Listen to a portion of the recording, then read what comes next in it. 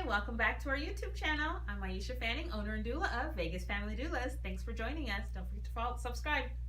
Okay, the next topic we're talking about is how to soothe my baby. Baby's crying, baby's fussy. I don't know what's wrong, but I know I want baby to be soothed. Okay, we're talking about Harvey Karp's 5 S's.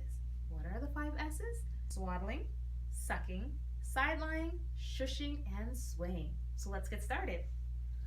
Okay, what we want to do is swaddle that baby. If they're under 4 months old, let's swaddle them, okay? And if you need help, call your doula. She's an expert.